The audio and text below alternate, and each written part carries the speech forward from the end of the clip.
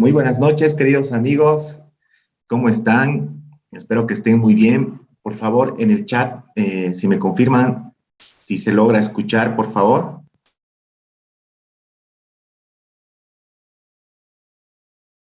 Perfecto.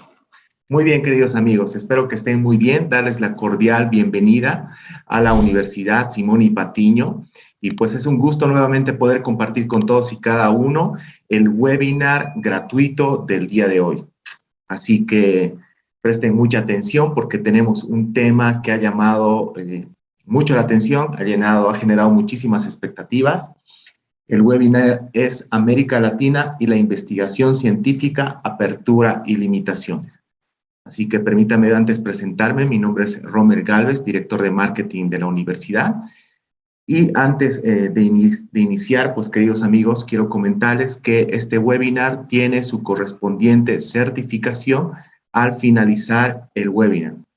Ojo, nuevamente les reitero que se va a compartir el link para la emisión de su certificado al finalizar la presentación. Así que podemos aprovechar antes a ver si en el chat nos pueden mencionar desde qué ciudad nos están acompañando, así poder hacer llegar los saludos cordiales y aprovechar también y agradecer a todos, todas las personas que hasta ahora vienen confiando en nuestros diplomados que hemos lanzado, muchos de ellos de manera muy exitosa. Así que también tenemos para la próxima semana el diplomado en metodología de investigación y divulgación científica. Así que también si las personas están pues interesadas, ahí ya les vamos a compartir la información para que puedan solicitar toda la información que amerite. Ahí está de Cochabamba, muy bien, muchísimas gracias. Ahí desde Tarija nos acompaña Joel Jurado. Muchísimas gracias, queridos amigos. De Yayagua, como siempre, nos acompañan desde Potosí, La Paz, Santa Cruz, desde Potosí, gracias Franklin. Muy bien, hay muchas personas ahí en el chat. Así aprovechamos también para que vayan ingresando más personas. Ahí Cristian nos pregunta, diplomado para petróleo o área de mantenimiento. Próximamente estamos lanzando el diplomado de mantenimiento, análisis de fallas. Así que también en los grupos de WhatsApp les vamos a poder compartir la información. Bueno, queridos amigos, aprovechemos en empezar ya nomás el webinar de hoy. Ahí hay muchas personas que siguen ingresando y agradecerles a ustedes por tener esos deseos de compartir, porque cada vez que vemos más personas en nuestros webinars, siempre vamos a tener más deseos de hacerlo de manera continua para compartir un contenido de alto valor. Así que aprovechemos al máximo y empecemos. Bueno, como les mencionaba, tenemos el webinar América Latina y la investigación científica, apertura y limitaciones. En ese sentido, pues hemos hecho la invitación a uno de nuestros docentes, el licenciado Marcelo Sarsuri Lima, quien por supuesto ya se encuentra en sala. Sin embargo, antes permítame dar lectura a su perfil profesional. El licenciado Marcelo Sarsuri es licenciado en sociología, en la UNSA. Tiene varios diplomados, entre ellos está el diplomado en educación superior, diplomado en interculturalidad y descolonización. Además, consultor e investigador en el Centro de Investigaciones Sociales, Vicepresidencia del Estado, docente de investigación lingüística, autor de varios libros, entre ellos Nación, Descolonización y Autonomía, Dilemas de la Educación Intercultural, coautor de diferentes libros, por ejemplo, Saberes para la Ciudadanía, Estado del Arte, Teoría y Metodología, La Asamblea en la Escuela hacia la radicalización de la democracia en la educación, Ser joven en el alto, entre otros libros, y además diferentes artículos académicos que ha escrito y de investigación ya publicados, por lo que entiendo. Así que, licenciado, es un gusto poder compartir con usted. Es un gusto tenerlo aquí y haber aceptado nuestra invitación. Sea bienvenido, estimado licenciado Marcelo Sarsuri. Entiendo que ya está en sala y ya puede compartir pantalla también. Bueno, compañeros de la UCIP, Rommel, al rector, al coordinador de posgrado, muy agradecido por la invitación y feliz poder compartir con ustedes algunas reflexiones que he ido trabajando en una experiencia como investigador que la he desarrollado en más de 10 años, ¿no? Mucho de lo que les voy a exponer es como resultado del trabajo de investigador, tanto en una institución pública como en instituciones privadas o de financiamiento externo, que tiene sus variaciones, es un universo, o sea, y yo me centro principalmente en la investigación social, pero voy a hacer que lo que les voy a presentar sea útil para muchas áreas, ¿no? Porque la investigación científica es el pilar de la formación en cualquier área del conocimiento y la ciencia, ¿no? Y espero que les sea útil y bueno, he realizado una presentación que la voy a compartir. Muy bien, queridos amigos, así que siéntanse cómodos y además preparen sus preguntas y consultas para que puedan ser atendidas. Gracias, Licen, y ya podemos compartir pantalla e iniciar. A ver. Ahora sí. Ahora sí, ¿no? Correcto. Bueno, como les mencionaba, el webinar que he preparado desarrolla el tema de América Latina y la investigación científica. Pensar aquellas aperturas y limitaciones de la investigación científica desde un lugar específico, ¿no? Que es América Latina. Nuestro lugar en el mundo, en tanto investigadores, en tanto productores de conocimiento, tiene sus especificidades, tiene sus limitaciones, pero creo yo también en los últimos años se ha abierto una serie de caminos que pueden ser muy útiles en diferentes campos de la ciencia y del conocimiento. Y eso voy a tratar de reflejarlo en este webinar. Como les había mencionado, yo he trabajado muchos temas de investigación social, sobre todo investigación educativa, en un organismo internacional. Luego trabajé temas de investigación sociológica en otras instituciones. Y en esos transcursos de la vida me tocó compartir con muchos organismos de cooperación internacional que tienen formas muy específicas de hacer las cosas, ¿no? Y que implica ver o entender cómo es una investigación que es financiada con dinero público y cómo es aquella que es financiada con dinero privado, ¿no? O capital privado, que creo que es una de las principales diferencias que existe en esto de pensar la investigación científica desde América Latina. Les voy a empezar contando una historia a modo de introducción para que puedan entender esta diferenciación de qué es la investigación científica y cuáles son ahorita como que las tensiones que existen en el mundo de la investigación científica, ¿no? No sé si pueden ver en la foto, él es Richard John Roberts. Él es un químico británico. En 1993 ganó el Premio Nobel de Medicina por una investigación bien práctica. Él descubrió la forma como se organizaba el ADN en las personas, cómo los genes se empalmaban unos a otros y cuál era toda la estructura que había detrás de ese empalme. Con esa investigación, él ganó el Premio Nobel de Medicina en 1993 y esta investigación fue la base de todo lo que ahora conocemos como biotecnología. Este premio Nobel es muy controvertido, ¿no? Richard John Roberts es un ferviente crítico a la industria farmacéutica, pero también es alguien que defiende mucho el uso de transgénicos. Es bien interesante la posición que él tiene. En varias entrevistas le hacen diversos tipos de preguntas y una de ellas es, ¿no? ¿Qué modelo de investigación le parece más eficaz? ¿El estadounidense o el europeo? Y ahí venía la otra pregunta que siempre le preguntan al señor Roberts, ¿de qué y en ciencia es mejor el dinero público que el capital privado? Y ahí yo creo que existe una tensión clave para pensar la investigación científica. Aquella investigación que se plantea como investigación básica, que trata de resolver problemas vinculados a ampliar el conocimiento, la ciencia por hacer ciencia, y la investigación aplicada. Aquella investigación que intenta resolver problemas del mundo cotidiano, de la vida cotidiana, y que tiene alguna aplicación práctica en la vida. La investigación básica no tiene una aplicación con sus resultados en tanto tal, sino intenta ampliar los campos del conocimiento que tenemos. Por ejemplo, una investigación básica podría ser ¿para qué sirve el cerebro humano? ¿O cómo funciona el cerebro humano? Ello no tiene una aplicación práctica en la vida cotidiana, pero nos permitiría ampliar el conocimiento sobre el cerebro. En cambio, una investigación aplicada sería cómo podemos utilizar los neutronitos en la fabricación de transgénicos.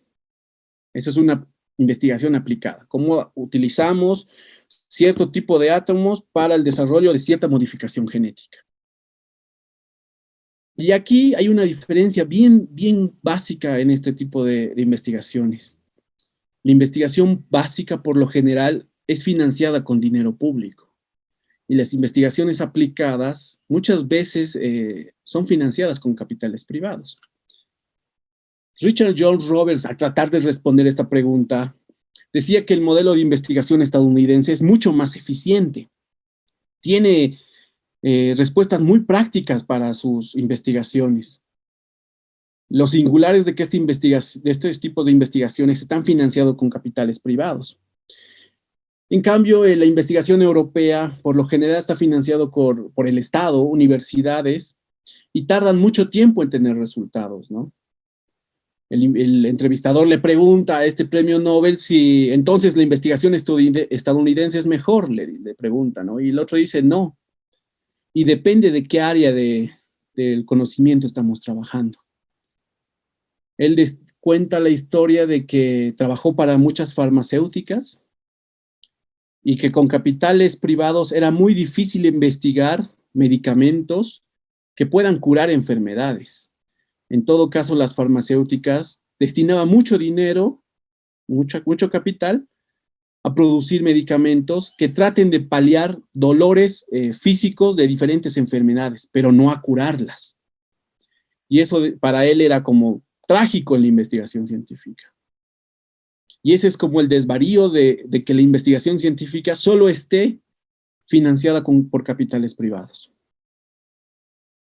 No hay una mejor investigación, sino encontrar modelos que nos permitan a los países, a las instituciones, poder vincular lo público, lo privado en la investigación básica y aquellas investigaciones que tengan una forma tangible de ser aplicadas en la realidad, ¿no? Él contaba la historia de, por ejemplo, cuando surgió la crisis del ébola. Esta enfermedad tercermundista nunca fue investigado por una farmacéutica norteamericana y solo se preocuparon del ébola cuando esta enfermedad llegó a países del primer mundo. Pero ya era muy tarde, el ébola era una enfermedad muy contagiosa y muy mortal. Lo que hicieron fue confinar a poblaciones enteras en el África que estaban sufriendo del ébola y les dejaron morir técnicamente, ¿no? Fue muy trágico la crisis del ébola y que develó una vez más que a las farmacéuticas no les interesaba investigar enfermedades del tercer mundo. Eso es una realidad muy tangible y lo hemos visto con el COVID. La lucha por las vacunas en países en vías de desarrollo, en países del tercer mundo, ha sido muy fuerte. Nosotros solamente somos consumidores de este tipo de tecnología, de este tipo de innovaciones científicas, de este tipo de medicamentos que primero se investigan en el primer mundo, ¿no? ¿Qué hacer frente a este panorama? Este es el panorama que vive actualmente la investigación científica a nivel global. Estos son los dilemas que están actualmente en debate, ¿no? Muchos países han intentado paliar o tener modelos donde puedan convivir capitales públicos con privados, donde la sociedad esté como control del tipo de investigación que se realizan, pero siempre hay desvaríos, ¿no? Y estos son como dos casos donde podríamos hablar de la ciencia de fantasía o los desvaríos del capital privado, por alguna forma decirlo. Todo el mundo ha debido escuchar hablar de Silicon Valley.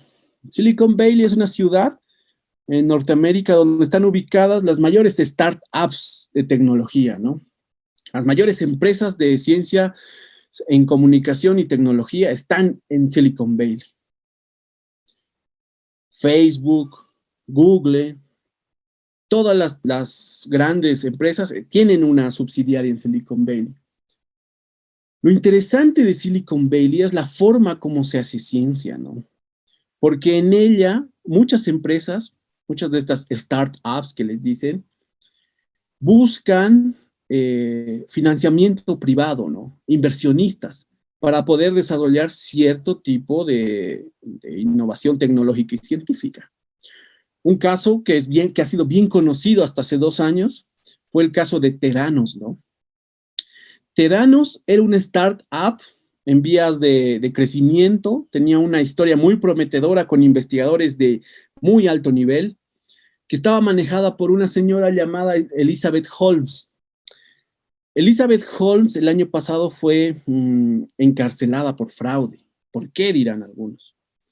Porque la señora vendía a los inversionistas una idea bien básica, pero brillante.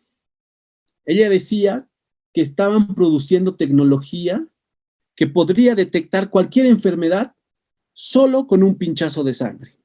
O sea, con un análisis de sangre básico, ellos podrían detectar cualquier tipo de enfermedad. Era una idea brillante. Y tenían como una planta de investigadores que podía mostrar esos resultados, ¿no? Lo interesante de Silicon Valley y la forma como se hace investigación en Estados Unidos es de que el secretismo es parte de este tipo de investigación. El secretismo, las patentes, son el cotidiano de la investigación innovadora. Tienes que patentarla, porque ello te va a permitir a ti tener rentabilidad sobre tu idea. Entonces, Silicon Valley lo que hace con las startups es vender ideas prometedoras a los inversionistas. Mientras más prometedora sea tu idea, más inversión vas a tener, de capital privado, obviamente.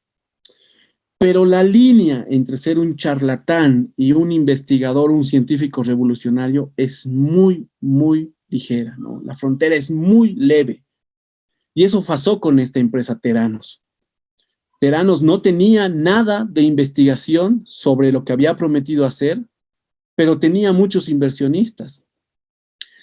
La idea que estaba detrás de esta cadena de fraude fue fingir hasta que lo logras, ¿no? Decir que tienes la idea brillante hasta que en algún momento va a aparecer el proceso que te permita llegar a esa innovación.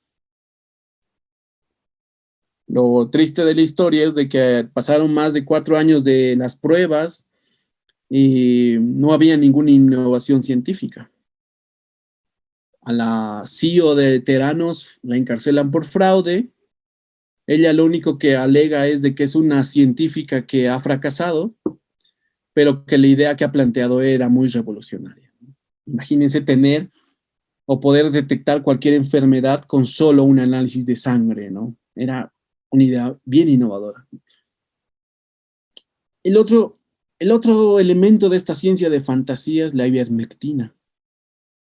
La ivermectina ha sido vendida al principio del COVID, cuando no teníamos vacunas, como el medicamento milagroso contra el COVID.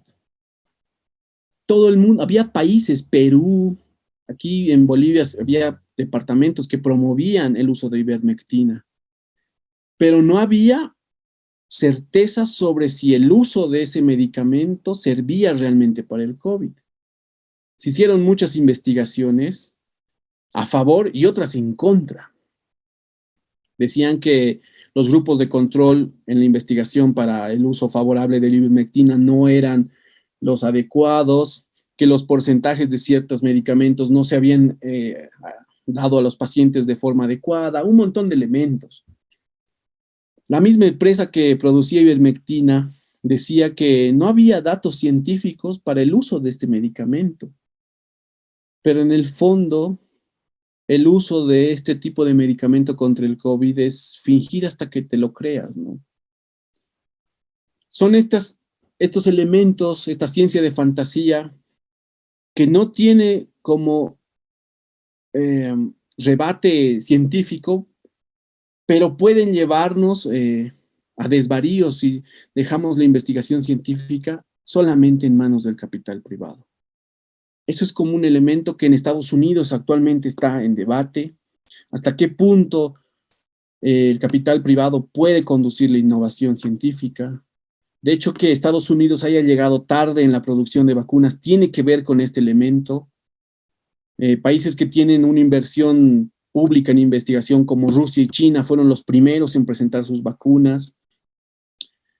Y hay esta disputa, ¿no? Esta disputa de hasta qué punto el capital privado debe no controlarse en la investigación científica.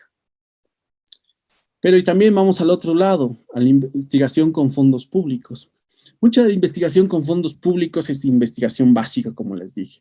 Preguntas muy básicas que necesitan mucho tiempo para ser trabajadas, pero que constantemente chocan con estructuras burocráticas de los países, ¿no? O sea, acceder a fondos públicos para investigación es muy difícil, sobre todo por los contextos políticos en nuestros países, en América Latina sobre todo.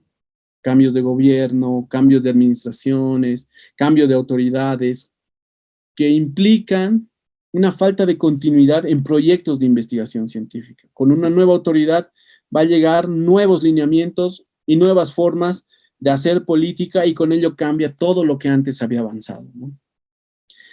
Eso es como la tragedia de América Latina, ¿no? El volver a empezar cada vez que un nuevo gobierno asciende. Y no solo es un problema boliviano, es un problema de América Latina. El borrón y cuenta nueva, ¿no? Creer que vamos a inventar el agua tibia constantemente. Es un problema de la investigación con fondos públicos y es un problema de la investigación básica. Si bien las universidades públicas y privadas hacen investigación, mucha de esa investigación no se difunde, no llega a revistas indexadas que tienen revisión por pares y no gozan de difusión en medios masivos, ¿no? O en reservorios de documentación. Es difícil acceder. Recientemente se está logrando generar centros de documentación digital para poder conocer tesis, trabajos de investigación en universidades y centros de educación superior. Pero chocamos nuevamente con estructuras burocráticas, ¿no? Estructuras burocráticas que son muy complicadas de sobrellevar. De hecho, como anécdota o como nota al pie, les cuento, ¿no? Que en Chile actualmente se está debatiendo la reducción de la jornada laboral, ¿no? Ustedes saben que la jornada laboral es de 8 horas, pero con todo esto de la pandemia, el COVID, muchos de los procesos se han digitalizado. Y lo que antes para un trámite se necesitaban 2 o 3 funcionarios públicos, ahora con una aplicación, un software, has eliminado esos 3 trabajadores. Y para no desatar una crisis del empleo en Chile, lo que están proponiendo es reducir la jornada de trabajo de 8 a 6 horas y que diferentes trabajadores van a poder mantener su puesto laboral. Se va a mejorar la eficacia del gobierno en trámites y un montón de papeleos que hace la administración pública y todos van a poder mantener su puesto laboral. Es una medida muy social, por cierto. De hecho, la que promueve esta medida es Camila Vallejos de tendencia política de izquierda y ella dice que un elemento para promover esta política es que los trabajadores pasen más tiempo con sus familias, ¿no? Pero es algo que está pasando en América Latina y la pandemia ha desencadenado. De esta forma, es que muchos países plantean modelos mixtos de investigación, ¿no? Donde Estado, universidades, empresas puedan cohabitar, puedan relacionarse y puedan promover diferentes tipos de investigación. Pero luego vamos a hablar de ese tipo de modelos, ¿no? Si tienen algún tipo de pregunta, algún tipo de cuestionamiento, me lo hacen por el chat o pueden en cualquier momento, si gustan, participar. Yo presto a abrir el debate siempre en este tipo de espacios, porque creo que para eso sirven los webinars, para ampliar nuestra imaginación sobre lo social y sobre el conocimiento, ¿no? Ahora voy a pasar a mirar América Latina globalmente, ¿no? ¿Dónde está nuestro lugar en la investigación que se hace a nivel global? Cada 5 años UNESCO publica un informe sobre el estado de la ciencia. El último publicado fue el año pasado, donde muestran un montón de datos de todas las regiones. Es un documento de más de 600 páginas. Si a alguien le interesa, le voy a pasar a Rommel para que pueda compartirles. Lo malo es de que el documento está en inglés. No hay una traducción, pero si quieren algunos datos más específicos en español, hay una versión del 2015, donde los datos no varían mucho, ¿no? Hay algunas cosas que sí han cambiado a partir de la pandemia y de las crisis políticas, pero en esencia el panorama casi sigue siendo el mismo. ¿Cuál es el panorama? Que existe una brecha muy grande en investigación científica de América Latina respecto a las grandes potencias mundiales, ¿no? El cuadro que están viendo muestra la inversión en investigación en relación al PIB. Para 2030, muchos países en vías de desarrollo se han propuesto invertir el 1% de su PIB en investigación científica. Es como el objetivo de desarrollo sostenible para 2030. Muchos países ya han pasado esta meta. Por ejemplo, Brasil invierte 1.26% de su PIB en investigación científica y desarrollo de tecnología. Otros países están en ese camino. En general, América Latina invierte el 0.66% en investigación científica. Es muy por debajo de la media. Está muy lejos de alcanzar la meta de desarrollo sostenible del 2030. Uno de los países que más invierte en investigación globalmente es Israel, que invierte casi el 5% de su PIB en investigación. De hecho, Israel es uno de los países que mayor investigación está desarrollando a nivel global. Pero es un tipo específico de investigación, ¿no? Es financiada desde el Estado, tiene un modelo de investigación muy específico. Pero los dos países que siempre miramos de investigación científica son Japón y Corea del Sur, ¿no? Corea del Sur invierte 4.5% de su PIB, Japón invierte el 3.2% de su PIB, ¿no? A diferencia de Estados Unidos invierte el 2.84%, pero eso es mucho en relación a la cantidad de dinero que maneja Estados Unidos en su PIB, ¿no? 2.84% de su PIB es mucha plata que invierte Estados Unidos. Y ahí un elemento para tomar en cuenta es el lugar de China en la investigación científica. China en los últimos 10 años ha pasado de invertir el 1.5% en investigación científica a invertir casi 2.2% de su PIB. Es una inversión brutal que están haciendo los chinos en investigación científica. De hecho, yo creo que la batalla que se está librando actualmente es por ocupar qué país tiene los mayores desarrollos tecnológicos, ¿no? China en la actualidad tiene un proyecto de construir una ciudad o un espacio habitable en la Luna por el ser humano. Y este proyecto lo está desarrollando junto a Rusia y unos 3 países. Ese es un proyecto que lo pretenden desarrollar hasta 2033. O sea, que estamos casi a 10 años de poder ver un ser humano habitar la Luna. Y China tiene ese proyecto. Tiene un montón de proyectos de ese tipo. Y creo que de aquí a unos 5 años, China va a ocupar el puntal máximo de investigación científica. De hecho, estaba leyendo recientemente que tienen un proyecto de reconstrucción de retina a partir de células madre de cerdos, que sería una cosa, pero grande para la investigación en ciencias médicas, ¿no? Pero este es el lugar que ocupamos en inversión. América Latina es muy baja la inversión que realiza, y de ese 0.66 que se invierte en investigación, los mayores inversionistas son países como Brasil, Argentina y México. Países como Bolivia invierten el 2.3% de su PIB, ¿no? Y la mayor cantidad de dinero de esa inversión va a parar a universidades públicas.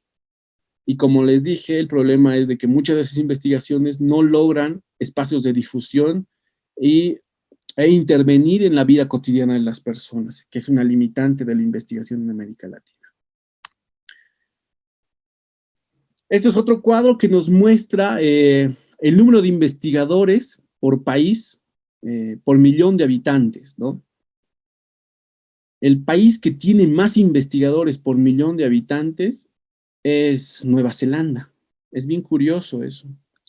Son 5.578 investigadores por millón de personas. Está de cerca, Corea del Sur es el que tiene mayores investigadores. América Latina tiene 593 personas por millón de habitantes, es decir, que tenemos muy pocos investigadores desarrollando este tipo de investigaciones, sumado al problema de que muchos de los investigadores o personas que se dedican a la investigación científica migran, se van a países de primer mundo y a desarrollar allá sus proyectos de investigación. El brain drain le llaman, la fuga de cerebros, que es un fenómeno que afecta mucho a los procesos de educación superior y la formación de personal especializado en investigación científica, ¿no? Es un elemento muy, muy trágico en América Latina. Y es por eso que los números son muy bajos de número de investigadores, sumado a que hay pocos espacios donde desarrollar investigación. Los lugares donde más investigación se desarrolla en América Latina son México y Brasil, principalmente porque son países donde existe mucho capital privado invirtiendo en productos de alta tecnología. La industria automotriz, por ejemplo, es el que mayor inversión hace en el desarrollo de innovación tecnológica y científica. Por ejemplo, Brasil tiene fábricas de Volkswagen, de Renault, México está Toyota. Recientemente Colombia ha entrado a este espacio. Renault ha puesto una planta ensambladora en Colombia y ello ha implicado también mayor capacidad de empleo de investigadores científicos en área automotriz, ¿no? Argentina tiene un interesante campo de trabajo en ciencias médicas, en industria automotriz y en la producción de medicamentos también, pero esa es la realidad. Son países que tienen un alto desarrollo y un tipo específico de producción, ¿no? De productos de alta tecnología y que requieren investigadores, ¿no? Cientistas altamente formados y especializados. Y este es un punto que me conozco muy bien, que es la participación de investigadores latinoamericanos en publicaciones científicas. Es muy difícil en América Latina no solo encontrar publicaciones que puedan difundir tu trabajo, sino encontrar personas que escriban sus procesos investigativos. Fui coordinador de una revista de investigación educativa por 8 años y algo que sufríamos en cada número era encontrar personas que puedan escribir y presentar avances, ensayos, resultados de investigación. Era una lucha constante. Pero otra lucha constante que teníamos era que mucha de esa investigación o esos documentos que querían publicar tenían plagio, que es un problema que actualmente atravesamos en las publicaciones científicas, ¿no? El plagio en la producción intelectual.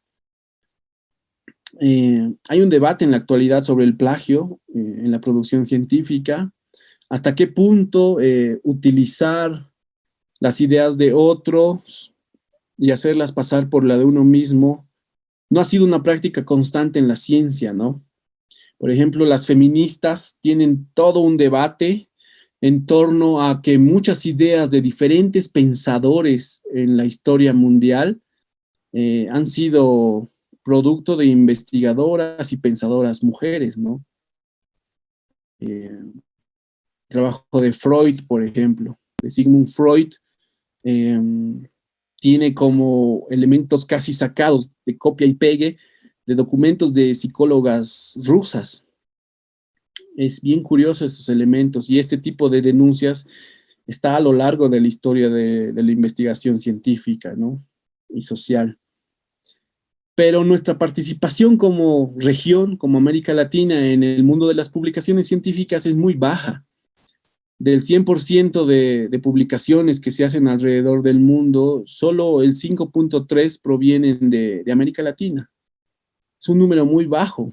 Si bien hemos subido 2 puntos en relación a hace 4 años atrás, no ocupamos un lugar muy, muy grande en la investigación científica. Lo más resaltante es que la región de Asia es ahorita, en la actualidad, el lugar donde más producción científica existe y donde mayor publicaciones se hacen.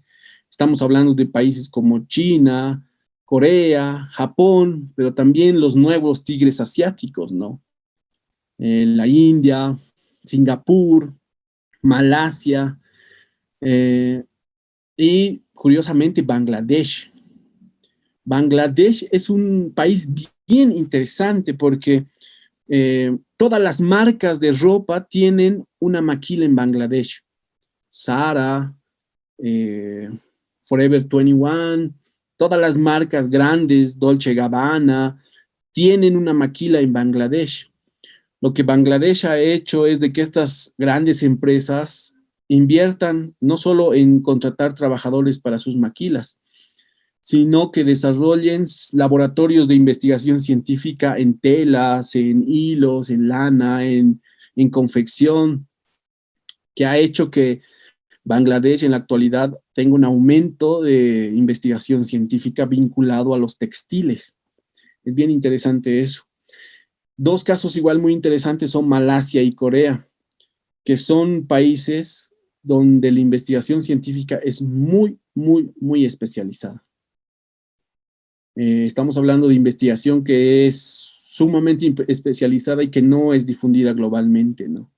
Que tiene un montón de patentes y se comparte por diversos mecanismos muy restringidos, pero es algo singular de la región del Asia. Un nuevo país que ha emergido últimamente como una potencia en investigación científica son los Emiratos Árabes Unidos.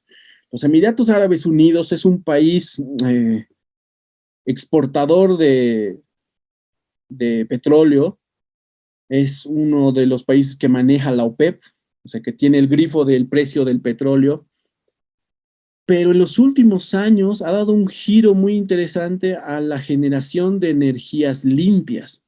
Ellos saben que el petróleo se les va a acabar en algún momento y necesitan invertir mucho dinero para generar recursos naturales renovables, alimentos, agua. Los Emiratos Árabes Unidos están en medio del desierto y tienen un proyecto que es demencial, basado en pura investigación científica. Los Emiratos Árabes Unidos no tienen agua potable, agua dulce. La mayor cantidad de agua que ellos tienen proviene del mar y tienen plantas de desalinización que funcionan en base a petróleo. Lo que ellos están haciendo en la actualidad es construir una megaciudad que pueda ser sostenible alimentariamente, que pueda utilizar energía renovable, que no dependa del petróleo y que pueda producir agua dulce sin estas plantas que utilizan gran cantidad de petróleo, ¿no? Donde toda la sal que le quitan al agua es desechada al mar y contaminan de mucha mayor forma. Esta ciudad está actualmente en desarrollo. Muchos son escépticos con lo que van a hacer los Emiratos Árabes Unidos en este proyecto, pero están presentando cosas que pueden servir a otros países. Por ejemplo, en la actualidad un problema muy grande en todo el mundo es la deforestación, que suelos ya no son aptos para el cultivo. Y lo que están planteando en Emiratos Árabes Unidos es cómo hacer que el desierto vuelva a producir. Y están usando un tipo de arcilla que le ponen a la arena y que hace que los nutrientes vuelvan a circular y que puedan producir alimentos. Es una cosa así que están innovando grave, pero hay que prestar atención porque puede dar soluciones a problemas que estamos actualmente viviendo, ¿no? Pero esto es como el panorama de dónde estamos en la investigación científica globalmente. América Latina está rezagada, América Latina no tiene impacto en la investigación global, nuestros espacios de difusión son muy pequeños, El financiamiento es muy pobre, no hay espacios para hacer investigación científica, ¿no? Y tiene mucha relación con la matriz productiva de nuestros países.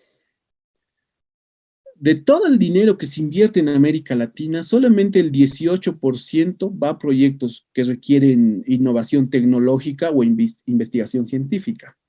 Es muy poco. Lo curioso es de que de ese 18% que requiere investigación científica en diferentes áreas, solo el 4% requiere alta investigación. Porque la demás inversión se realiza en espacios económicos que requieren tecnologías de bajo nivel. Por ejemplo, Bolivia es un consumidor de tecnologías muy grande, pero para industrias extractivas. La industria del gas requiere mucha tecnología, pero es tecnología que no se la produce acá, que somos consumidores solamente. O la industria de la minería requiere mucha tecnología. Y de hecho hay mucho capital canadiense en Bolivia y actualmente igual capital chino que le están metiendo mucha tecnología para la extracción de minerales, sobre todo. Eh, otro, otro espacio económico donde se invierte, pero que no requiere mucha tecnología, son los servicios. Por ejemplo, un país interesante es República Dominicana. República Dominicana invierte mucho en tecnología de servicios, vinculada sobre todo al mundo de los hoteles, ¿no? No olvidemos que el principal atractivo turístico de América Latina en los últimos años ha sido Punta Cana. Y ello requiere invertir en un montón de tecnología vinculada a servicios, desde transporte, eh, servicios de hotelería, pasajes, reservas, un montón de cosas, pero que no requieren alta investigación científica, solamente son servicios, ¿no? Y donde más se requiere investigación científica es en la industria automotriz. La industria automotriz ha generado laboratorios de investigación científica en nuestros países muy interesantes y como les decía, México y Brasil son los ejemplos más claros de esto. En los últimos años se han ido sumando Argentina y Colombia. Colombia es un caso exitoso de política que promueve la investigación, pero ha generado también sus problemas que luego les podré detallar. Pero esta forma de rezago tiene que ver con una matriz productiva, ¿no? Formas económicas, modos de producción vinculadas al extractivismo y que difícilmente requieren de innovación tecnológica o de investigación científica. Es el problema de nuestros países. Países como México, Brasil, Argentina, son países que se han ido tecnificando a lo largo de 100 años y que ahora tienen industrias más consolidadas. Es difícil salir de este modelo productivo, pero no imposible. Y ahí les voy a mostrar un caso bien excepcional, ¿no? Como les decía, Brasil, México son excepciones a este modelo de producción y que requiere investigación, pero otro país de excepción es Costa Rica. Costa Rica es un país pequeño en Centroamérica, pero que cerca del 50% de sus exportaciones son productos de alta tecnología.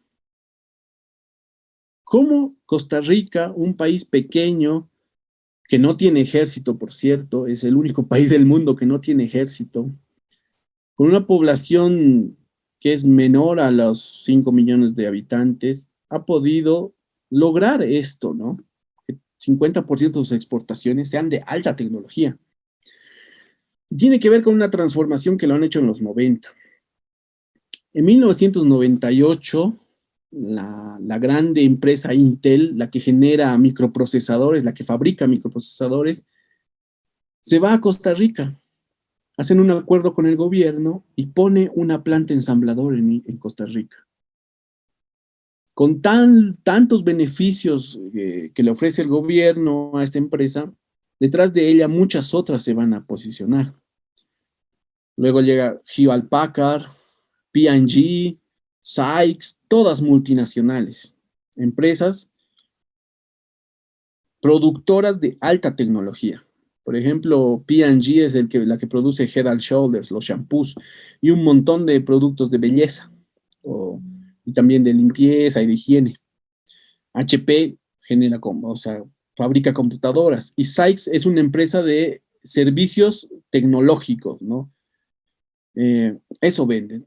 Costa Rica, entre los 2000, entre los 90 y los 2000, se ha vuelto el país con mayor presencia de empresas multinacionales. Pero también acompañó este proceso con una reforma educativa. La reforma educativa de Costa Rica se la da en 1994 o 93, si no me equivoco. Y esta reforma educativa planteaba una alta especialización en sus estudiantes, ¿no? Uno en Costa Rica puede ser bachiller a los 16 años, o sea, la educación obligatoria es hasta los 16 años. Pero si uno quiere entrar a la universidad, necesita hacer 2 años más de educación preuniversitaria, que no es obligatoria. Pero si quieres entrar acceder a la educación superior, tienes que hacer estos 2 años. Si quieres hacer educación técnica, tienes que hacer 1 año de este curso preuniversitario.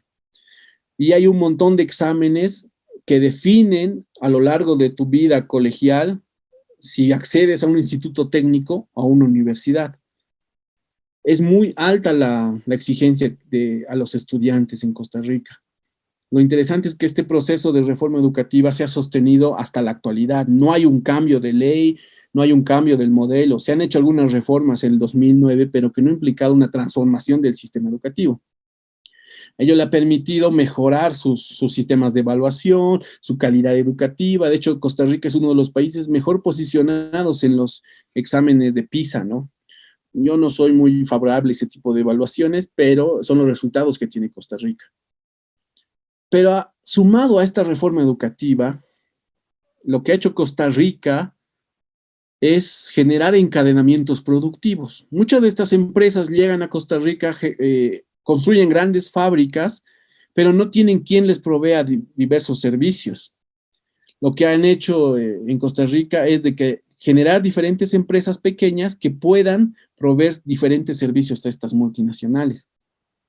Y ello implicaba que el Estado financie procesos de investigación y de especialización en sus profesionales. Y ahí había una participación activa de las universidades.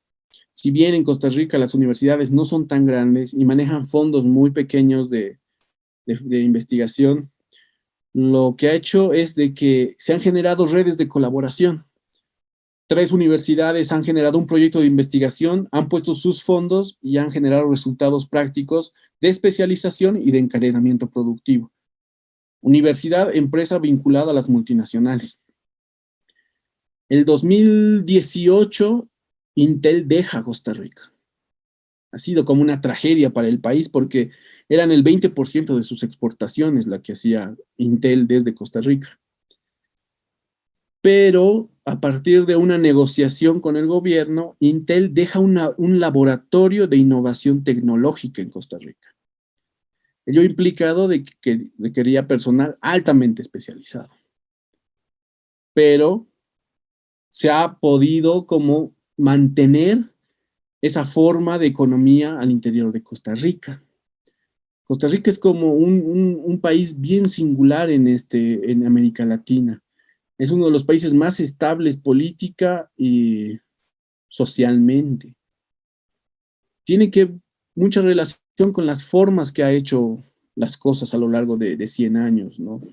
Por ejemplo, han hecho una revolución hace 50 años y en esa revolución uno de los resultados fue que nunca más iban a tener ejército, ¿no? Y eso ha implicado que ya no iba a haber ese gasto en este tipo de institución. Pero también el tipo de política que se aplica, ¿no? Ha dado lugar a una economía que se asemeja a un país de primer mundo, ¿no?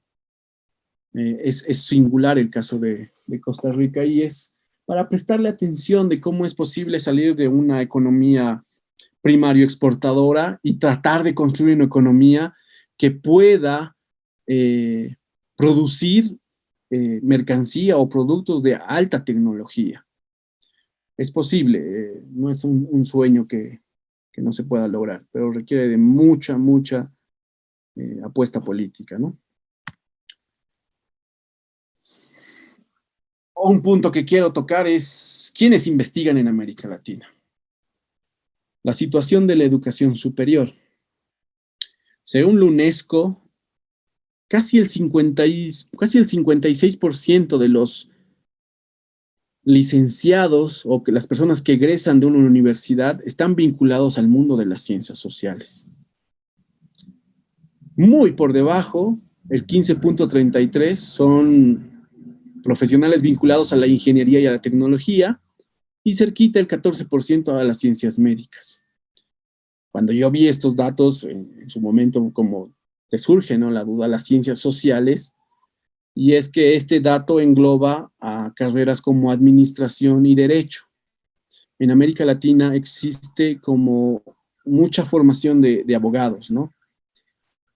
Creo yo que el problema no es que existan muchos abogados o existan muchos administradores o existan muchos economistas, sino es el tipo de formación que se da en muchas universidades, que es una formación repetitiva, poco reflexiva y que no induce a la investigación científica.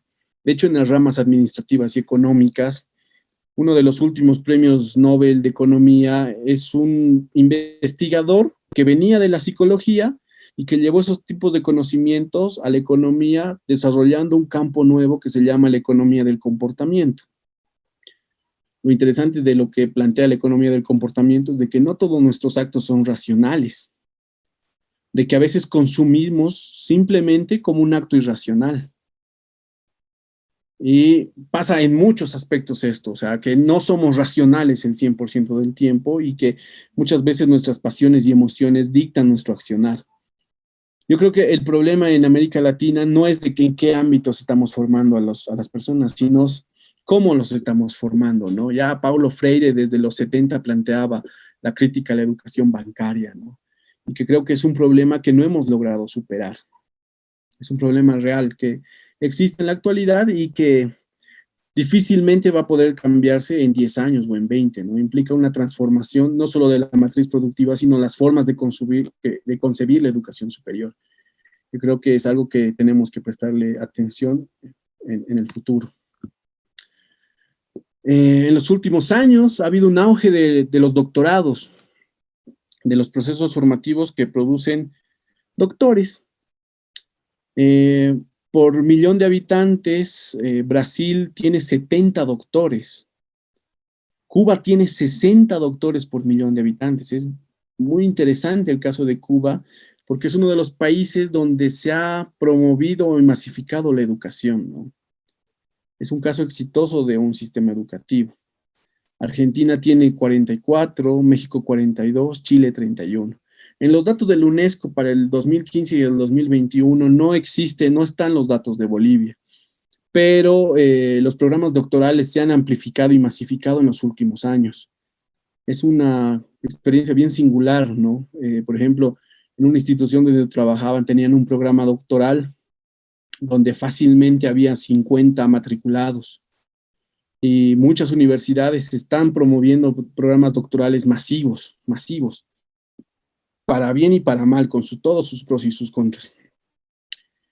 Por ejemplo, para 2018 los matriculados en un programa doctoral en Brasil alcanzan a las 115,000 personas, en México a las 43,000 y Argentina a las 26,000. No por nada estos países están o tienen las universidades mejor rankeadas a nivel global en calidad educativa de sus universidades, ¿no? La mejor universidad en América Latina es la Universidad Federal de Río, ¿no? Y por debajo está la UNAM y por debajo está la UBA.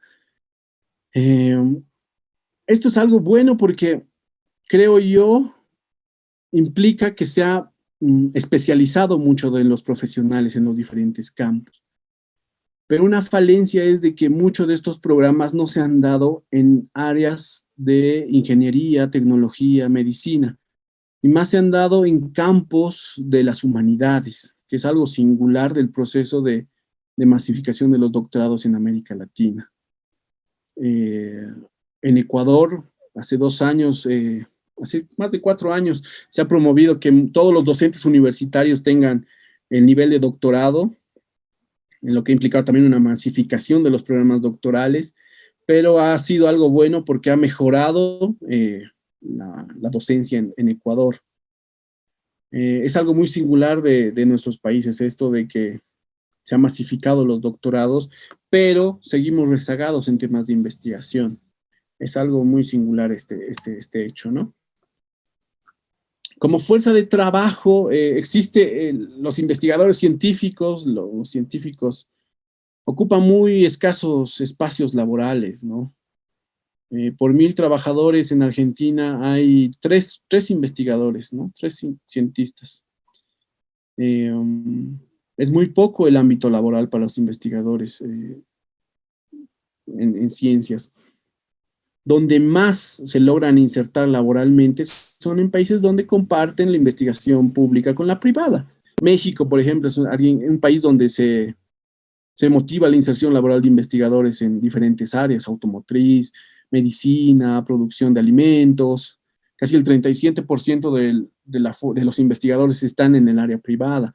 En Chile igual es un caso bien interesante de inserción laboral de investigadores en el área privada. Se ha promovido estos procesos de forma muy masiva en estos países y que ha dado éxito a un modelo de investigación que tiene sus limitaciones y tiene sus elementos para repensar, ¿no? Lo que implica también repensar qué estamos entendiendo por investigación. Creo que es un debate que se debe dar, que se debe emprender en nuestros países, porque al ser consumidores de materia, de productos tecnológicos que vienen de primer mundo, también somos consumidores de teorías, también somos consumidores de ideas. Y son muy escasos los espacios donde se hace reflexión de lo que hacemos en tanto profesionales, investigadores y cientistas, ¿no? Martin Heidegger, que es un filósofo alemán, cuando lo invitaron a un congreso de ciencias en Hamburgo, decía una frase brutal, ¿no? Que los terminó como mareando a todos. La ciencia no piensa, decía él. Y es verdad, muchas veces no pensamos los procesos que realizamos al hacer la investigación. Cuando se piensa la ciencia, se piensa desde la filosofía de las ciencias o desde la epistemología, que son los lugares donde se piensa la ciencia. Y son esos espacios los que hay que promover para generar procesos metodológicos o metodologías más acordes a nuestras realidades y que tienen que ver con responder a estas limitaciones que tienen nuestros contextos, porque son estas limitaciones las que tenemos que afrontar en nuestros procesos investigativos, ya sea para hacer una tesis, para hacer una consultoría o para generar procesos de formación en docencia, ¿no? Son estos los espacios. Otros datos para qué se investiga en América Latina. Es curioso que donde más se investiga son en la ingeniería y la tecnología. Por ejemplo, en Argentina el 35% del gasto en investigación es en ingeniería y tecnología. Las ciencias biológicas y naturales también son un espacio donde se invierte mucho. Es bien interesante y yo creo que es el lugar donde más se ha desarrollado la investigación científica, la biología. De hecho, en Bolivia poco se presta atención a este campo, pero es un campo donde la investigación científica no solo se ha desarrollado, sino que ha logrado generar redes de colaboración a nivel global. Eso es muy interesante. Es interesante, por ejemplo, también en Paraguay, donde más inviertes en las ciencias agrícolas. Paraguay es un país agrícola y por ende invierte mucho en ciencia agrícola. Las ciencias sociales y humanas son ciencias donde reciben muy poco financiamiento, salvo en El Salvador, que es el 32% de financiamiento, pero esto tiene que ver con un problema social. En El Salvador, saben ustedes, tiene el problema de las maras, y eso ha generado una transformación de la sociedad. Y se invierte mucho en investigación y trabajo social vinculado a la atención de población vulnerable o que ha sufrido violencia o que está rehabilitándose en las cárceles, que tiene su causal en las maras, ¿no? En las pandillas. Por eso en El Salvador se invierte mucho. De hecho, por ejemplo, el sistema educativo salvadoreño es muy particular, porque muchas maras en algunas regiones controlan hasta el manzano. Si uno pasa a la calle al frente, está pasando al espacio de otra mara. Por ende, El Salvador ha desarrollado una educación virtual mucho más antes de la pandemia, porque era mucho más seguro que los estudiantes pasen clases desde sus casas que yendo a una escuela y que en el camino puedan pasar el territorio de diferentes maras y sufrir violencia o ser asesinados, ¿no? Por eso El Salvador invierte mucho en ciencias sociales, pero también en tecnología vinculado a las TICs. Las publicaciones por campo de ciencia, eso es bien interesante, igual, y ya está Bolivia en el mapa. La mayor cantidad de publicaciones que se hace en Bolivia son de las ciencias biológicas. De hecho, la mejor revista de investigación científica en Bolivia es de la carrera de biología de la UNSA, que respeta todas las normas, se publica en los tiempos específicos. Yo creo donde mayor avance existe en investigaciones es en ese campo, en las ciencias biológicas. En las ciencias sociales, la psicología es muy bajo las publicaciones. Las ciencias geológicas también es otro espacio donde se hace mucha investigación, y las ciencias médicas. Eso es muy interesante. Y aquí hay un dato bien curioso, ¿no? En Chile se hace mucha investigación en astronomía. Muchas de las publicaciones chilenas son en astronomía, y eso tiene que ver con un lugar específico que ocupa Chile en la astronomía. En Chile, en el desierto de Atacama, se considera que es el lugar donde mejor se puede observar el cielo. Y muchas universidades han colocado ahí observatorios y telescopios. Por eso que Chile tenga tanta producción científica en astronomía responde a eso, ¿no? Que se produce mucha ciencia astronómica en Chile por tener esta ubicación geográfica, y que diversas universidades han invertido en Chile para generar diversos complejos de investigación. Ese es un dato curioso de Chile. Para intentar cerrar estos elementos, las aperturas que existen en la investigación científica en América Latina. Yo creo que en América Latina hemos avanzado mucho en la gobernanza en ciencia y tecnología. Se ha dado muchos avances, por ejemplo, Argentina, Colombia, México, Brasil, tienen como consejos nacionales de ciencia y tecnología, tienen ministerios vinculados a la ciencia, tienen un montón de elementos que propician espacios para la investigación y financian esto. Ha habido un gran avance. En el caso boliviano, tenía que crearse el Ministerio de Ciencia y Tecnología, no se lo pudo hacer por diferentes razones, sobre todo por razones económicas, pero era un objetivo que estaban planteando hace unos 3 años atrás. Lo interesante es de que desde la UNASUR se ha promovido la generación de un trabajo horizontal entre diversas universidades, intentando emular el modelo europeo de investigación, donde diversas universidades pueden trabajar colaborativamente y que cualquier traba burocrática pueda ser sobrellevada a partir de este acuerdo de ciencia y tecnología, ¿no? No ha tenido mayores avances. Entiendo que ha habido un montón de acuerdos, pero que no se han logrado implementar. Mercosur ha trabajado en generar este tipo de alianzas entre universidades que pueda promover movilidad, cooperación entre universidades, pero se ha aplicado solamente en Brasil y Argentina, no en otros países del Mercosur.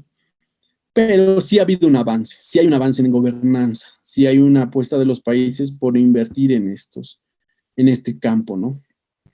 Otro avance y otra apertura es que se han abierto redes colaborativas de trabajo. Claxo, por ejemplo, es un espacio de estas redes. Consejo Latinoamericano de Ciencias Sociales es un lugar donde se han promovido diversos grupos de trabajo, publicaciones con diversas universidades, cursos postgraduales de diversos investigadores a nivel regional y con el apoyo de sus universidades, ¿no? Yo creo que un problema de América Latina es de que no conocemos lo que se hace en otros países por la escasa difusión que existe de lo que se produce. Y ese es un elemento que Claxo está intentando trabajar. Y ha dejado de ser solamente un ámbito de ciencias sociales, ahora está yendo a campos de ingeniería, trabajo en medio ambiente, que son campos de trabajo transdisciplinar, ¿no? Y para mí eso es una apertura. Sobre todo con la pandemia se han abierto muchos de estos espacios de colaboración. Lo virtual ha ayudado a que diversos investigadores se conozcan otros trabajos y puedan colaborar. De hecho, creo que eso es un elemento positivo de lo que hemos pasado, de lo trágico que hemos pasado con la pandemia, de que la masificación de la virtualidad en procesos de formación e investigación es una realidad, ¿no? Uno puede hacer un curso virtualmente, acceder a un diplomado en otra ciudad, y creo que es algo muy beneficioso para todos, porque acorta distancias, ahorra tiempo y permite que dispongamos de nuestro tiempo de una forma mucho más intensa, ¿no? Eso creo que es un beneficio de este proceso y sobre todo las redes colaborativas. Hay alianzas interinstitucionales, ¿no? Si bien muchos países han hecho modelos de investigación donde la universidad, empresas privadas generan procesos de investigación, un hecho bien específico de América Latina es que un productor de conocimiento, no solo social, sino en diferentes campos, son las ONGs y la cooperación internacional.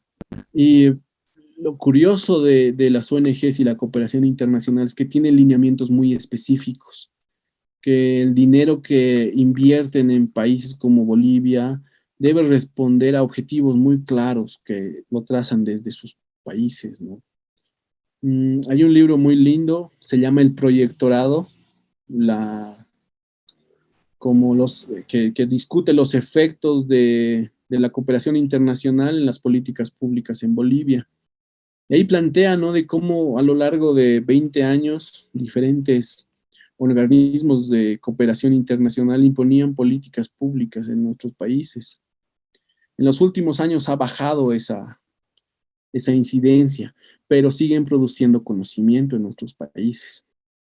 O sea, un actor de la investigación científica son las ONGs.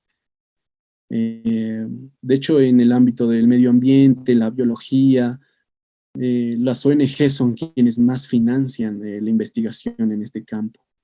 No son tanto las universidades, sino la cooperación internacional, que ha apostado últimamente a este campo. Si en los 90 y a principios de los 2000 las ONGs financiaban muchos proyectos de investigación vinculados a pueblos indígenas, desde el 2010 han girado a proyectos de medio ambiente y cambio climático. Si ven todas las consultorías que requieren investigación científica en diferentes campos, están vinculados a cambio climático y medio ambiente. Así que un actor principal con quienes entablar alianzas son las ONGs. Pero yo creo que aquí hay un actor olvidado que es la sociedad y que es alguien por el que tenemos que responder, ¿no? La investigación social sin responder problemas de la sociedad, problemas cotidianos, no tendría sentido, ¿no? Sería la ciencia per se. O sea, es un actor que debe estar en nuestros procesos de investigación y que en cualquier alianza interinstitucional, ¿no?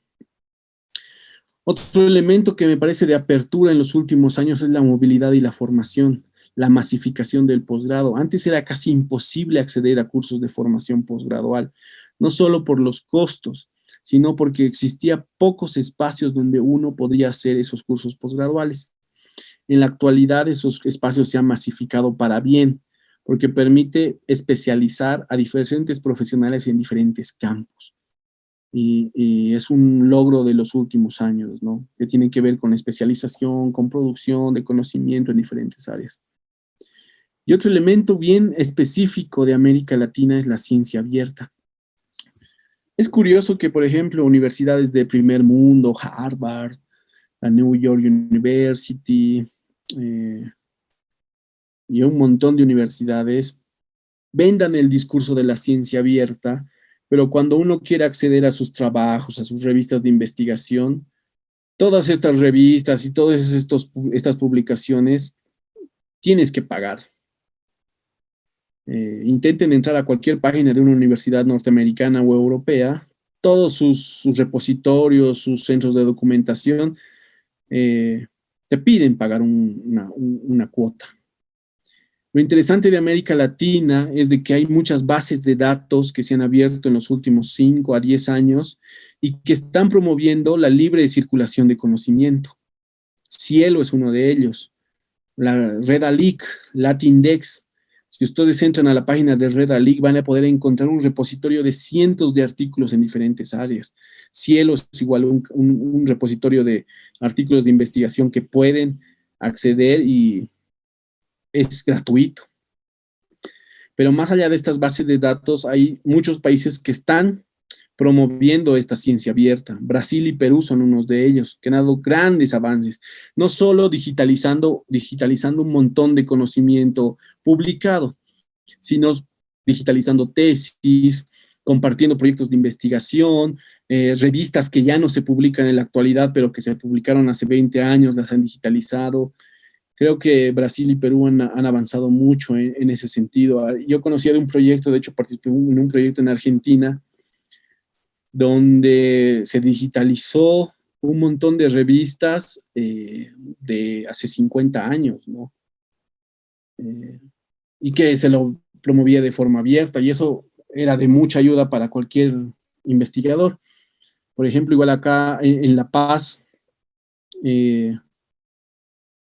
la biblioteca municipal ha digitalizado gran parte de su hemeroteca, lo cual es una fuente básica primordial para hacer investigación científica social, basado en trabajos de hemeroteca, ¿no? Ojalá que en un futuro se puedan digitalizar mucho más documentos de diferentes centros de información y va a permitir que realmente se dé esta ciencia abierta. Todos estos repositorios ha permitido que podamos compartir el trabajo de otros y conocer más de hasta dónde se ha trabajado, ¿no? Es bien curioso que, por ejemplo, el movimiento indianista paceño tenga uno de los repositorios más interesantes de conocimiento de pueblos indígenas, ¿no? Pero es construido desde la militancia política, pero es interesante estas aperturas que se dan a partir de las innovaciones tecnológicas, ¿no? Y la posibilidad de hacer ciencia abierta. Campos abiertos para la investigación. Yo creo que es el último punto. Desde la UNESCO se promueve mucho la investigación en pueblos indígenas y creo que es el avance más grande que ha existido en América Latina. No solo de conocimientos vinculados a los pueblos indígenas en tanto saberes ancestrales y otros, sino a formas de política, formas de democracia, medicina tradicional y un montón de elementos que están dialogando en diferentes países con la ciencia occidental. En México hay toda una escuela de trabajo científico sobre medicina tradicional. Si bien Bolivia por mucho tiempo aportó muchos elementos para este tipo de trabajo, y en la actualidad es como una referencia interesante. De hecho, UNESCO señala eso de que Bolivia, si bien no produce mucho conocimiento sobre pueblos indígenas, lo poco que produce es altamente citado a nivel global, o sea, citado de referencia bibliográfica. Y tiene que ver con esto, con el trabajo alrededor de pueblos indígenas. Otro campo para la investigación abierto en la actualidad son las ciencias de la sostenibilidad, que es un campo transdisciplinar y tiene que ver con todo lo que se pide o se quiere generar en América Latina, ¿no? Economías limpias, economías sostenibles, producción sostenible a largo plazo, y que tiene que ver con energías renovables y biotecnología. Las ciencias de la sostenibilidad es un campo que no se ha profundizado, pero que existe grandes avances, ¿no? Sobre todo desde la biología, pero acompañar con reglamentación, derecho, ciencia social, es una necesidad.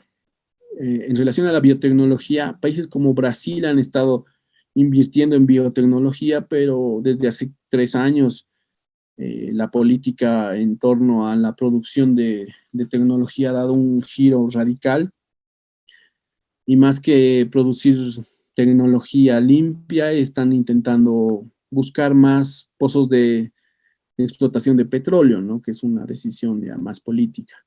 Pero hay biotecnología que se ha trabajado desde América Latina. Y como les señalaba al principio de este webinar, se está debatiendo fuertemente sobre los transgénicos, ¿no? Si bien en muchos países de primer mundo tienen autonomía alimentaria, en muchos de nuestros países el uso de los transgénicos tiene un gran debate, pero se está planteando que difícilmente se va a poder sobrellevar si no se usa alimentos transgénicos. Ahí sí hay un campo de debate, yo no voy a hablar al respecto, pero sí está abierto, ¿no? Y por último, las TICs, que es otro campo de investigación abierto últimamente, la Big Data, los blockchains, el Internet de las cosas, que son un campo muy amplio y que se trabaja desde diferentes ámbitos, no solo desde el ámbito de la informática, sino también desde los derechos. De hecho, muchos pueblos indígenas han promovido derechos colectivos con el uso de tecnología de información y comunicación. El derecho a la privacidad en espacios de redes sociales, de comunicación, es un ámbito donde se está trabajando y existe avances de investigación en diferentes áreas. Para cerrar nomás este debate sobre ciencia básica y ciencia aplicada, Richard Roberts, que es este premio Nobel del que les hablé al principio, tiene como una metáfora muy bonita, ¿no?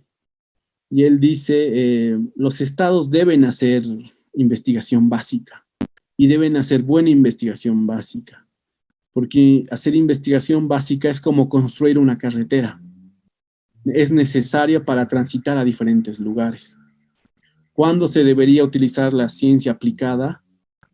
Cuando diferentes empresas, diferentes personas quieran transitar esa carretera que el Estado abre. Si una empresa quiere sacar beneficio de esa carretera, va a tener que comprarse un camión, pagar a un conductor, abrir un almacén, hacer circular un producto. Y esa es la metáfora de la investigación básica y aplicada, ¿no? El Estado debe invertir en investigación básica porque abre los caminos necesarios para resolver problemas tangibles y reales que luego la investigación aplicada los va a resolver en los diferentes campos. No es que estén reñidos los dos ámbitos, sino de que ambos deben convivir y aprender a darse lineamientos unos a otros, ¿no? Muchos modelos de investigación en América Latina exitosos han mostrado de que el apoyo del Estado a diferentes innovaciones científicas y tecnológicas ha promovido que empresas privadas promuevan al interior de sus empresas la investigación científica y la innovación tecnológica. No son ámbitos reñidos, pero ¿qué tipo de investigación? ¿Con qué elementos? ¿Sobre qué temáticas? ¿Con qué estrategias? Y ahí es donde creo yo que es necesario abrir campos de formación y abrir al debate sobre la metodología de la investigación científica, sobre los métodos de investigación científica que se utilizan, porque en los últimos años en América Latina se han desarrollado un montón de elementos que permiten repensar la investigación científica. La investigación en acción participativa, por ejemplo, en ciencias sociales y en las ciencias humanas, es un campo muy interesante para la investigación vinculada a problemáticas sociales. La historia oral en el campo de la historia, por ejemplo, es otro campo muy, muy potente. La etnografía, un montón de metodologías estadísticas que ahora se utilizan, paquetes informáticos que ayudan a la sistematización de información, el Atlas T, el Mind Manager, son diferentes elementos que se están promoviendo en la actualidad, que se están usando y que están motivando una reflexión sobre lo que es la investigación científica. Yo creo que ese es un campo que es interesante para trabajar, que es necesario trabajarlo a ese nivel, porque la investigación científica en el fondo es un arte, ¿no? Es un arte de hacer las cosas, de sistematizar las cosas. No es una operación mecánica donde haces A, B, C, D y ahí acaba todo, sino es un constante trabajo de revisión de lo que uno va a hacer en ese proceso de pensar la investigación, desde plantearse un problema, cómo nos planteamos un problema de investigación, cómo intentamos resolver ese proceso de investigación, cómo usamos la teoría, dónde podemos acceder a fuentes útiles para nuestra investigación, cómo hacemos un estado del arte que no se pierda en toda la información a la que podemos acceder por Internet y que pueda llegar a los puntos específicos. Creo que son elementos necesarios para trabajar en la actualidad. Y nuestro tiempo nos está pidiendo eso, nuestro tiempo histórico, de que nos especialicemos en esto de la metodología, lo replanteemos, lo repensemos desde nuestro lugar en el mundo global, porque cuando uno piensa en investigación científica, muchas veces piensa en un hombre solitario, en una biblioteca o en un laboratorio, cuando no es así la investigación científica. Es un trabajo muy colaborativo, de compartir no solo lecturas, sino resultados, de avanzar, retroceder, revisar, reformular, y una constante caminata, ¿no? Creo que eso es importante trabajarlo y que los que gusten podamos compartirlo en otro espacio, ¿no? Que son necesarios para seguir profundizando. Este solo ha sido como un pantallazo a lo que en la actualidad se está viendo, debatiendo y lo que nuestros contextos están requiriendo de nosotros mismos, ¿no? Creo que ya llegó la hora, creo que me pasó un poco, y si tienen preguntas, yo con gusto puedo responderlos en lo que pueda y seguir compartiendo con ustedes, ¿no? Muchas gracias. Muchísimas gracias, estimado licenciado Marcelo. Muchísimas gracias por compartir su experiencia y todos sus conocimientos. Bueno, en realidad, una pequeña parte de todo lo que conoce, ¿no? Así que un gusto aprender con su persona.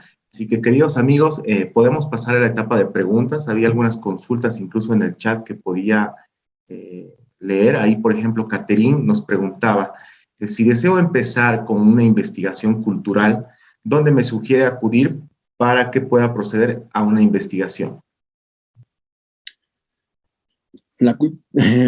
¿Puedo responder o vamos a ir haciendo Claro que sí, preguntas? dice, podemos responder a la consulta y para las siguientes, las personas que tienen alguna consulta puedan levantar la mano, así les puedo habilitar su audio.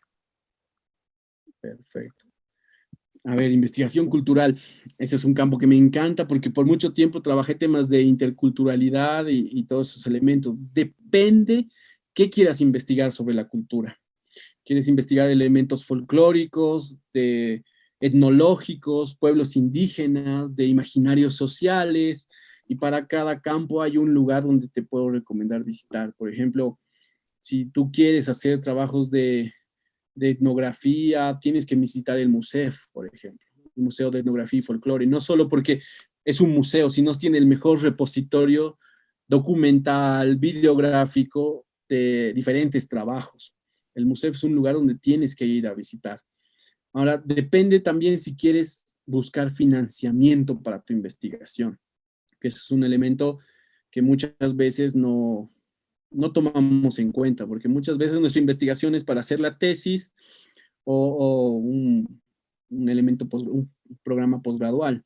Pero si quieres hacer una investigación en el ámbito cultural, existen muchos fondos que te pueden financiar tu investigación. Por ejemplo, en La Paz hay el FOCUART, que es un fondo que promueve la investigación en elementos culturales de la ciudad de La Paz. En Cochabamba hay ese mismo fondo que funciona de forma específica y en Santa Cruz también. En La Paz recientemente, creo que se lo lanzó hace 2 semanas, que tiene que ver con imaginarios culturales, festividades, prácticas culturales de poblaciones populares y un montón de elementos para financiamiento, ¿no? Si es lo que te sirve, pero si quiere seguir aumentando, ahí puede aumentar la pregunta. Muy bien, Lice, muchísimas gracias. ¿Alguien más quizás pueda levantar la mano? Ahí tenemos a Zulma, que le activo el audio para que pueda hacer su consulta. Zulma Sacaca, entiendo. Adelante. Creo que no. A ver, creo que no, le vamos a bajar la mano. Ya, muy bien. Continuamos entonces, queridos amigos. Por si acaso no es necesario que dejen sus datos. En unos minutos más ya les compartimos el link. Van a llenarlo y automáticamente les va a llegar su certificado correspondiente. Y para las personas que me estaban consultando respecto al diplomado, les puedo mencionar algunas características. Enseguida les van a pasar mis compañeros el enlace. Ustedes pueden solicitar ahí su nombre, perdón, la información correspondiente. Ya les puedo decir que es un diplomado que tiene una duración de 4 meses. Así que además que estamos con un precio especial para 6 personas, ahí me indican. Así que si desean más información, pueden hacer clic en el link y solicitar la información necesaria. Zulma, ahora sí creo que nuevamente levantó la mano. Adelante, Zulma, por favor, con tu consulta.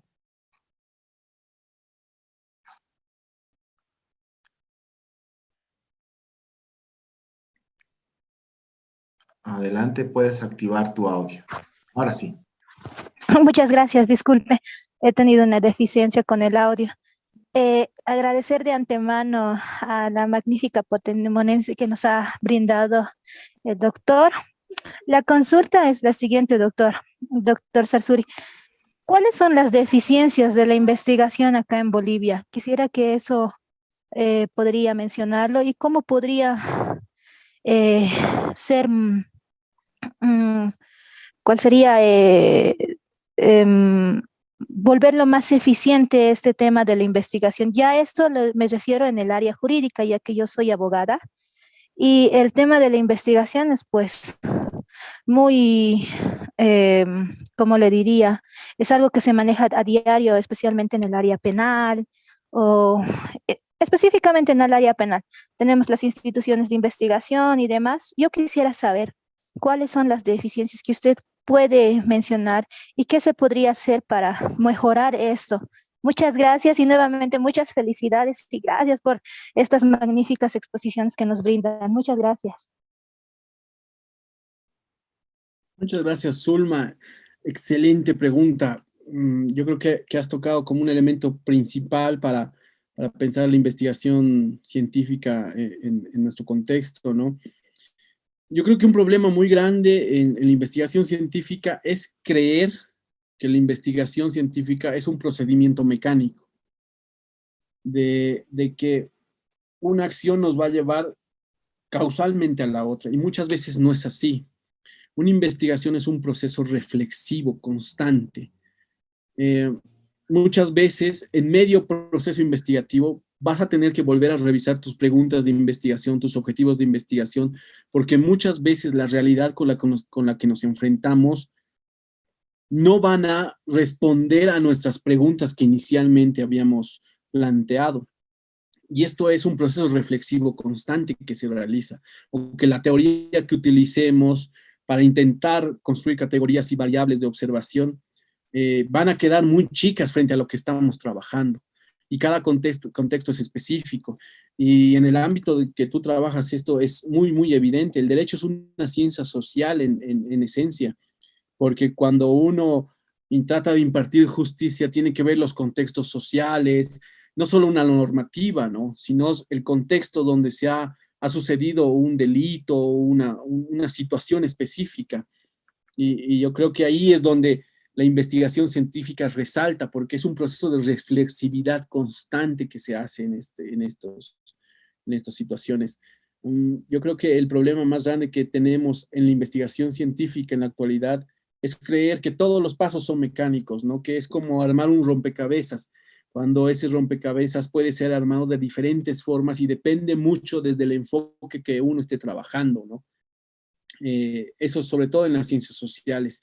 Y en las ciencias puras o naturales es más diferente la investigación científica, tiene que ver ahí más con nociones de paradigmas y uso de conceptos y categorías específicas.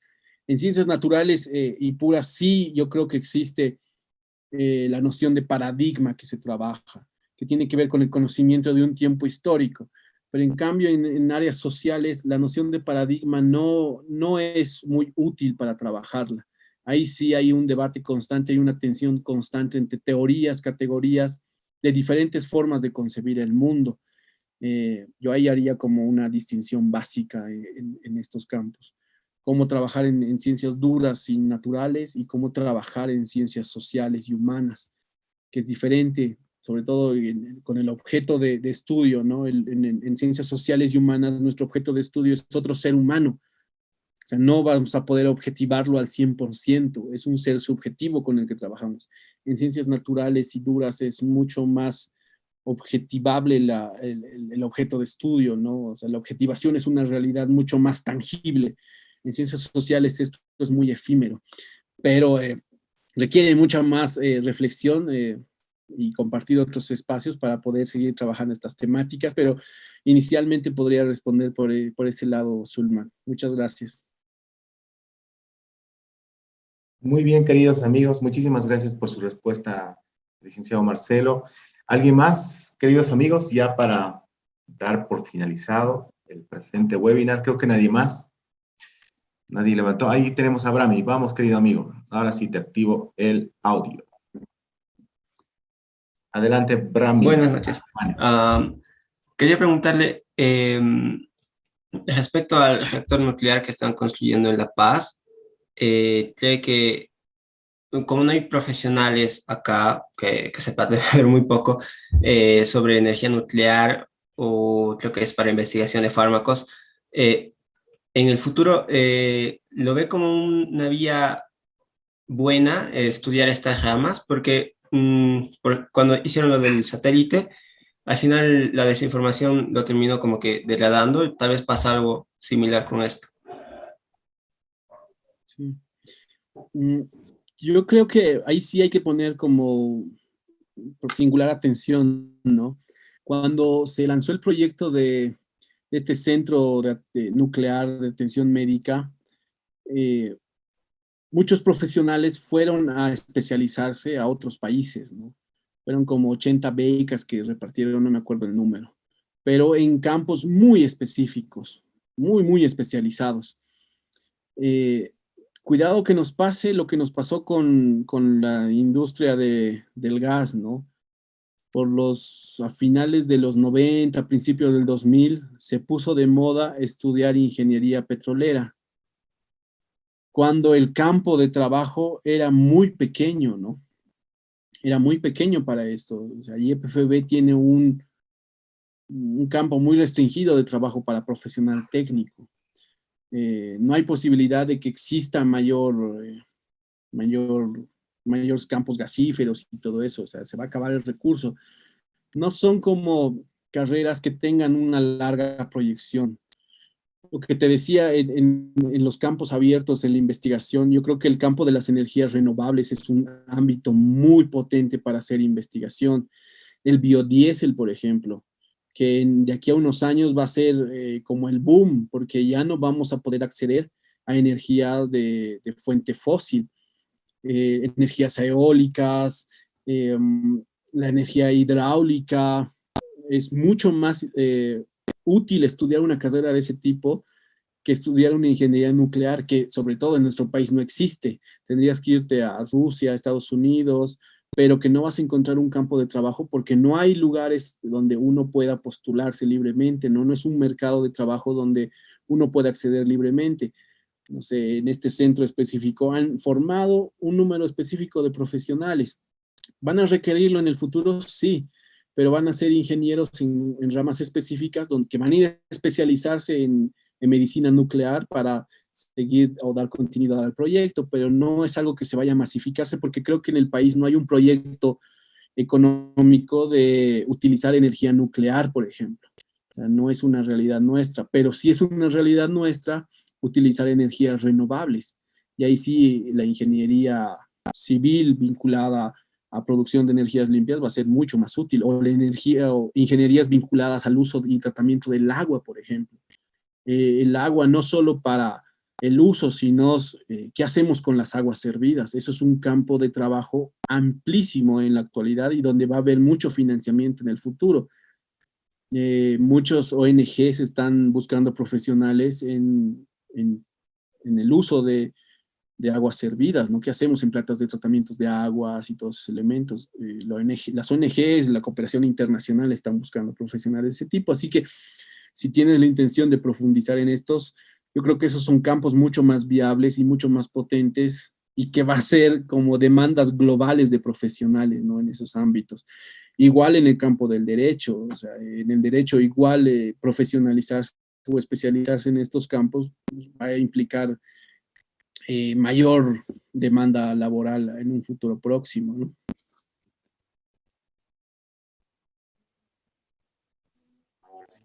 Muchísimas gracias, Alicia. Vamos con la última pregunta, querida André Ninavia. Adelante. Ya, muy buenas noches, gracias por el espacio. Eh, bueno, no quería hacer una consulta respecto a ¿no? A las tecnologías que estamos cursando en Bolivia, por ejemplo, en el área de mecatrónica, electrónica. ¿Cómo estamos ahorita a nivel no? Claro, indicaba, pero yo soy estudiante, ¿no? De esa carrera, pero creo que hay un poco no hay mucho avance, ¿no? Creo que la tecnología también está avanzando a pasos agigantados, pero en nuestro sector, bueno, en Bolivia, ¿no? No se está desarrollando mucho, ¿no? Eso quisiera preguntarle, ¿no? ¿En qué estado estamos y qué más o menos podríamos hacer, ¿no? Empezando tal vez desde los alumnos hasta los docentes, ¿no? Para mejorar la parte de la investigación. Gracias. Muchas gracias, André. Son preocupaciones muy reales y muy tangibles y creo que son necesarias. Cuando le dije en la exposición de muchas veces la investigación científica está vinculado a matrices productivas de los países, pero es algo muy real que en la actualidad, y se está dando datos como que muy alarmantes, en un futuro próximo, estamos hablando de 10 años, se va a requerir robots para muchos ámbitos de la vida cotidiana, desde atención a pacientes con X enfermedad, en hospitales, atención a personas de la tercera edad, atención de niños incluso, atención al cliente. Yo creo que la mecatrónica, la robótica tiene un amplio campo de trabajo en ese ámbito, pero vinculada no solo a elementos de productivos, porque sí hay como un campo vinculado a cómo está la robótica y la mecatrónica en las fábricas. De hecho, Toyota, Renault, todas las fábricas automotrices utilizan robots en la producción. La mano de obra humana se ha reducido en un porcentaje casi del 50% en estas plantas.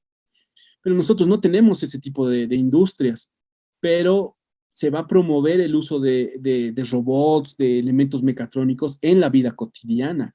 Eso es una realidad que estamos muy cerca. En la medicina, por ejemplo, el uso de robots va a ser una realidad muy tangible de aquí a 10 años. Operaciones donde, no sé, la precisión de un robot va a ser mucho más práctica que la mano de un cirujano, por ejemplo. Pero un cirujano, claro, va a dirigir la operación, pero el robot va a ser los elementos manuales, tangibles, ¿no? Va a ser como que una realidad que vamos a vivir. Ya hace 5 años nadie pensaba que podíamos estar compartiendo en un webinar de esta forma, virtualmente con nuestras cámaras encendidas y que 340 personas estemos compartiendo una exposición. Era imposible, sobre todo en Bolivia. Y la mecatrónica, la robótica, se va a vincular a ramas de la salud, de la producción, pero sobre todo de la vida cotidiana, ¿no? Y creo que eso es una realidad que ustedes tienen que empezar a vislumbrarla, no solo como una matriz productiva, sino como la resolución de problemas prácticos en diferentes ámbitos. Yo creo que en el ámbito de la salud va a ser donde más va a desarrollarse este tipo de innovaciones y donde ustedes tienen que prestar singular atención, porque digamos, la industria, ahorita en Bolivia no tenemos una industria desarrollada de esa forma, que permita la robotización. Sí, digamos, van a empezar con algunas empresas, pero no van a ser al 100%, pero sí en salud, en ciencia y tecnología, va a haber un campo muy específico de trabajo y creo que ahí sí es un lugar donde la investigación científica de ustedes como estudiantes y sus docentes va a ser importante porque en la actualidad seguimos siendo consumidores de este tipo de tecnología y empezar a ser productores va a ser como la brecha que tenemos que saltar y ustedes van a ser la punta de lanza, esa es la realidad, ¿no?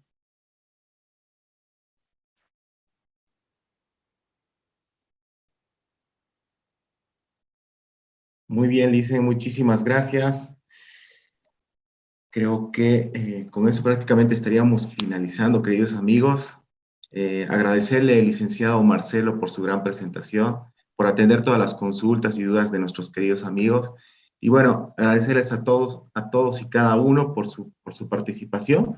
No se olviden que próximamente tenemos más diplomados y también obviamente más webinars para compartir con nuestra comunidad.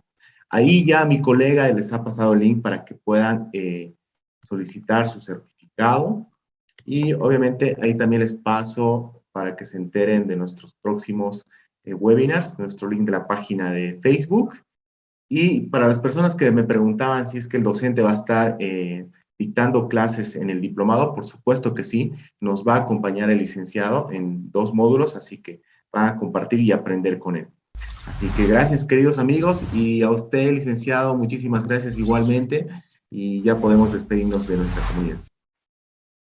Señor Rommel, muchas gracias de corazón con todos ustedes, agradecido y esperamos que seguir compartiendo más espacios, ¿no? Yo creo que es importante reflexionar sobre diferentes espacios, campos de trabajo en la investigación y esperamos que todos los compañeros que han estado compartiendo este espacio continúen en esto, ¿no? Un abrazo de corazón a todos y agradecido siempre. Gracias, Licen, gracias por su tiempo y por compartir con todos y cada uno. Muy bien, queridos amigos, ahí ya se les ha pasado el link para que puedan solicitar su certificado correspondiente. Agradecerle una vez más al licenciado Marcelo Sarsuri por compartir con nuestra comunidad, la Universidad Simón y Patiño, y acompañarnos a las más de 350 personas que han estado en sala. Y obviamente hay que agradecer a Elena Rojo, que ha estado activa su cámara acompañándonos. Y gracias a todos, queridos amigos. Gracias, que estén muy bien. No se olviden, ahí en el chat está el link para que puedan llenar y su certificado automáticamente les va a llegar a su correo electrónico. Y por favor, lean bien las instrucciones. Es válido hasta el día de hoy, hasta las 12 de la noche. No quiero que después me reclamen, después de 2 semanas, el certificado tal no me ha llegado. Así que llénenlo ahora y les va a llegar a su correo correspondiente. Gracias, querido José Luis. Gracias, Gladys. Gracias, Edgar. Enseguida les vuelven a compartir. Y también para las personas que están interesadas, pues en el diplomado próximo que tenemos, ahí también mi colega les está compartiendo el link para que puedan solicitar. Voy a estar atento si es que tienen alguna otra consulta en el chat para poder responder. Gracias, queridos amigos, y que tengan muy buenas noches. Gracias a todas las personas que hacen posible la realización de estos webinars, docentes, equipo de marketing y ventas, y toda la parte logística. Que estén muy bien, queridos amigos. Hasta una próxima oportunidad. Muy buenas noches. Adiós y muchas gracias.